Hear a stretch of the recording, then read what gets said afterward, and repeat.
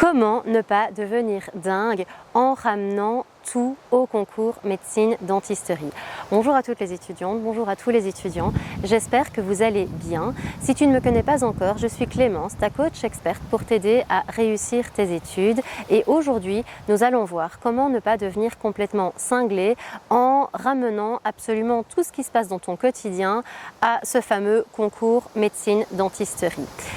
En effet, je vais aborder avec toi tout un ensemble de trucs et astuces pour t'aider à réussir.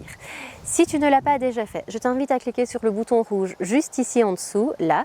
afin de t'abonner à ma chaîne parce que toutes les 2 semaines, je publierai une nouvelle vidéo dans le but de t'aider à réussir. Mais également, tu peux aussi télécharger juste ici en dessous, dans le lien en descriptif de cette vidéo, mon document 100% gratuit qui reprend le résumé et la synthèse de ce que je vais te dire juste ici maintenant à la suite de cette vidéo. Tu le sais probablement, le problème que tu vis aujourd'hui, c'est qu'il y a beaucoup trop d'éléments dans ton quotidien qui font que tu penses très souvent, trop souvent, pour ne pas dire en permanence, à cet examen d'entrée que tu dois préparer. Pourquoi? Parce que comme c'est un objectif très important pour toi, tu y penses très souvent et tout te fait penser à cet examen. Par exemple, si tu es étudiant en secondaire, tu vas avoir un prof qui est absent et justement tu vas te dire que le cours était censé aborder un élément de matière que tu vas voir à ton examen d'entrée et le fait que le prof ne soit pas là, directement tu psychotes, tu te dis que tu vas prendre du retard sur ton programme, que tu pourrais justement avoir une question à l'examen d'entrée qui porte là-dessus et que comme tu n'étais pas là, comme le professeur n'était pas là au cours, ça ne t'a pas permis d'y répondre. Parallèlement à ça, tu peux aussi, toi, être malade ou être absent lors des cours que tu as. Et dans ce cas-là, c'est la grosse cata, la grosse panique parce que tu te dis que tu vas manquer trop de choses et que tu n'arriveras pas à rattraper ton retard. Ou bien pendant que tu es en cours et que le professeur est en train de t'expliquer les choses, au lieu d'être concentré et focalisé sur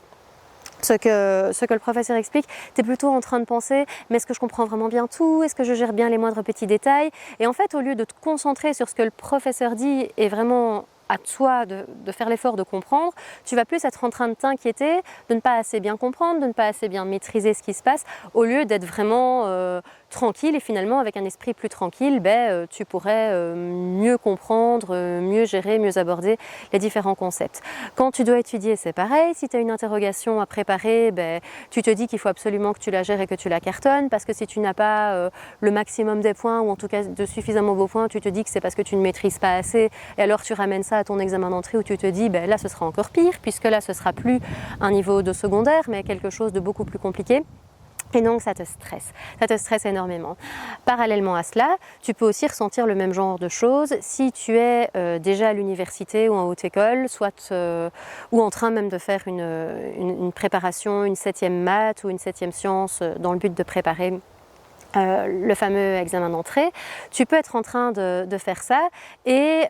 pareil, pendant que tu abordes les cours, avoir l'impression que tu ne maîtrises pas assez ou qu'il en faudrait toujours plus. Voilà. Et donc, ces pensées-là, non seulement en plus d'être assez négatives et paralysantes, elles vont te stresser, elles vont générer du stress et pendant que tu es focalisé sur ces pensées-là, ça va te pomper de l'énergie et cette énergie qui est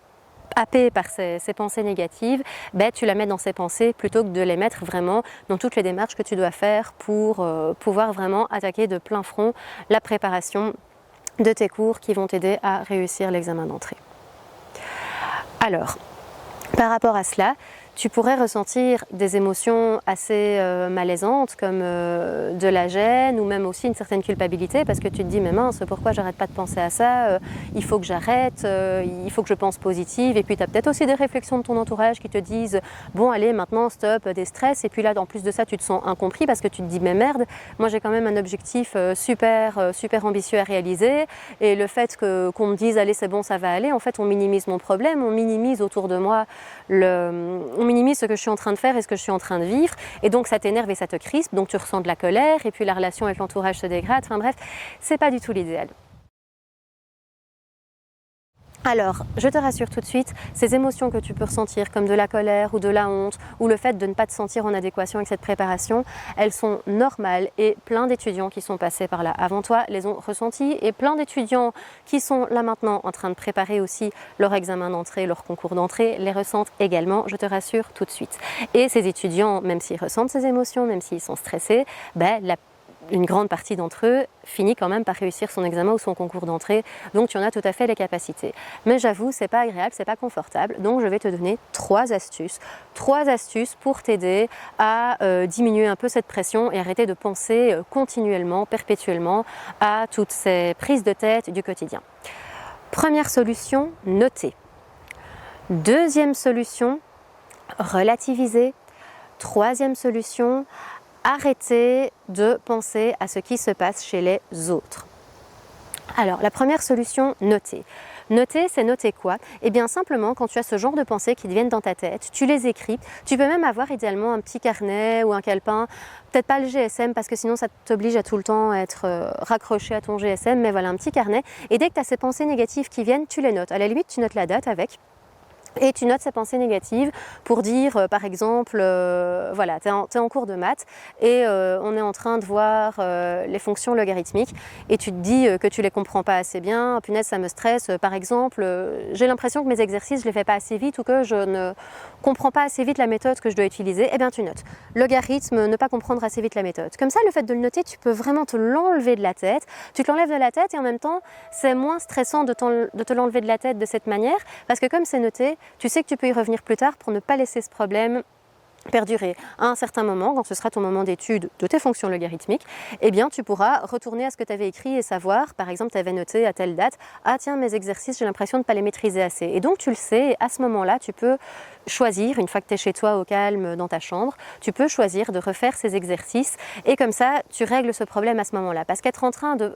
penser, de psychoter à un problème de ne pas faire les exercices assez vite, tu penses à ce problème au lieu d'être en train de viser la solution, à savoir de t'entraîner à faire tes exercices. Donc le fait de le noter, ça te décharge et ça te permet d'y revenir plus tard et d'être sûr que tu n'as rien oublié. Et puis même à un moment de l'avoir noté, si tu as fini par t'entraîner à fond sur ces exercices-là et que tu sens que ça va, tu peux le barrer et le rayer de ta liste et c'est un truc vraiment que tu peux t'enlever définitivement de ton cerveau et donc c'est très confortable. Le deuxième point, c'est relativiser. Relativiser, c'est quoi? Eh bien, c'est d'arriver à considérer qu'un petit événement dans le temps, un tout petit événement comme un prof qui n'est pas là une fois, comme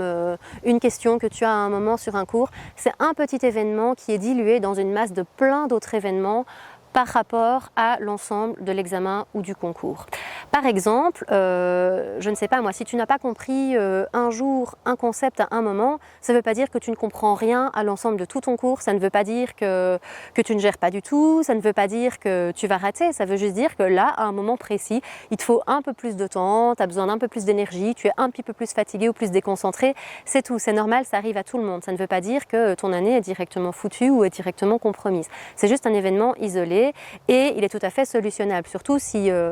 là on parle par exemple d'un cours où tu n'aurais pas compris tout de suite un concept, le cours il est encore bien avant la préparation de l'examen d'entrée, donc tu as tout à fait encore le temps de le revoir par la suite par chez toi, de poser des questions à des gens, de te réentraîner, tout ça. Je veux dire, c'est pas grave, c'est un événement qui est isolé, relativise-le, replace-le dans son contexte et dis-toi que c'est pas parce que ça arrive une fois que ça va créer une généralité qui va d'office te mettre en échec. Et enfin, le troisième point, c'est de ne pas prêter importance à ce qu'il se passe chez les autres. Eh bien ça, c'est quelque chose